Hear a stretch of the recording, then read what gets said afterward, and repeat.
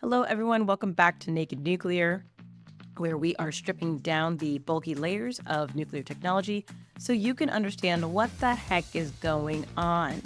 So, today we're diving into something that you probably heard about, maybe didn't fully understand, which was radiation. So, in our last episode, in episode 3 with Caroline Cooley, we talked about radiation. Where does it come from? What is it? How do we measure it? And hopefully by the end of this episode, you'll be able to understand radiation and brag about your newfound knowledge to all of your friends. So let's jump in. In our last episode, we learned that Caroline is a radiation protection technician. But what is radiation? Okay, so radiation is energy that travels through space or matter. Okay, not helpful. So think about the warmth you feel from the sun or heat from a campfire. Technically, that is radiation, but not all radiation is the same. There are two main types of radiation. There is non-ionizing radiation and ionizing radiation. So let's start first with non-ionizing radiation. It's all around us. It's in things like sunlight, radio waves, microwaves. This type of radiation doesn't have enough energy to harm your body at normal levels.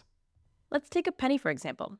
So let's say I have a penny. It's a 2012 penny, and I throw it at you. It hits your arm, you laugh, I laugh, tee hee hee. Now, let's say I take that same penny and accelerate it to just under the speed of light. Chances are that penny is going to have a very different effect on your body, as in, I might obliterate you. This is because the penny that's been accelerated to just under the speed of light has a lot more energy. Let's move into ionizing radiation. Ionizing radiation, on the other hand, is like that speed of light penny. It's much more powerful because it contains more energy. It can knock electrons off atoms, which can change or even damage the cells in your body.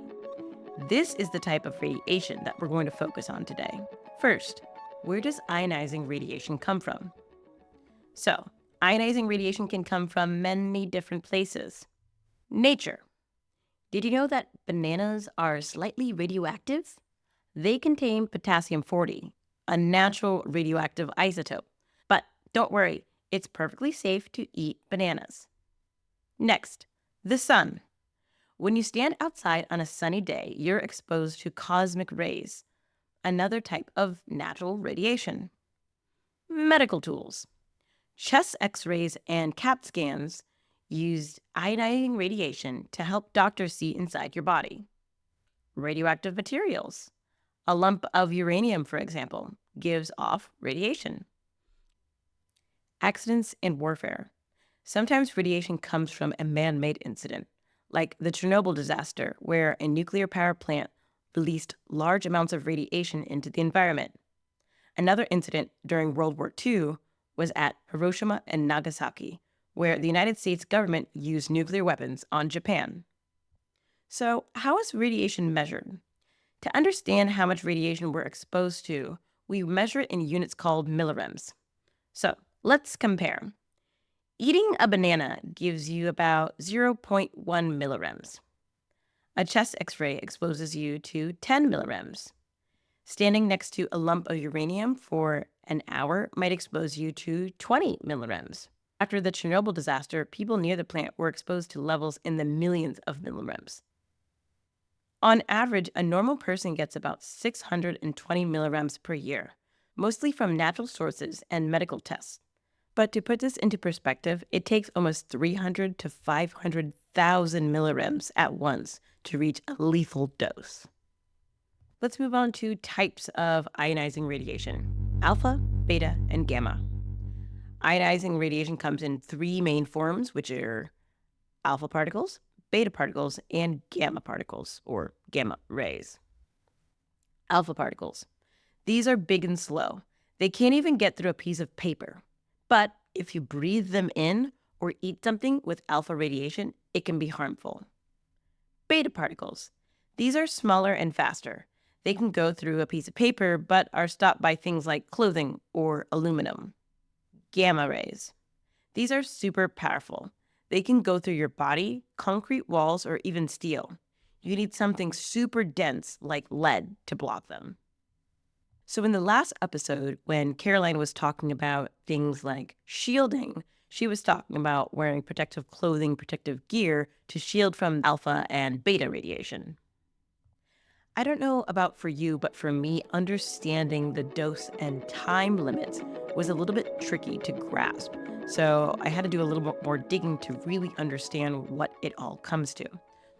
So when it comes to radiation safety, 3 factors matter, which is dose, time, and exposure limits. So dose.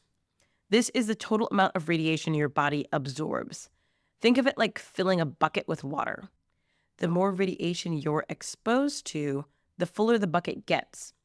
Larger dosage in a short period of time are more harmful than small doses over a longer period of time. Time. The longer you're exposed to radiation, the higher your dose will be. Exposure limits.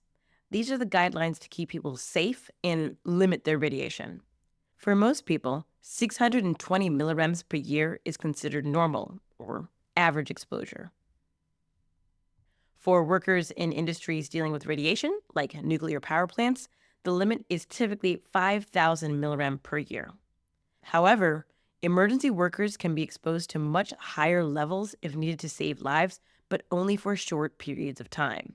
By keeping doses low, limiting exposure time, and staying within the safe limits, we can protect ourselves and make radiation a useful tool rather than a danger. Hopefully, you learned something during this episode. Radiation is energy that's all around us, and most of the time, it's harmless. The ionizing kind can be dangerous, but only in large doses. Whether it's in a banana or an X-ray, radiation is, in fact, a part of life. And when handled properly, it's nothing to be afraid of. Just ask Caroline. Thanks again for joining me on Naked Nuclear, the Afterpop.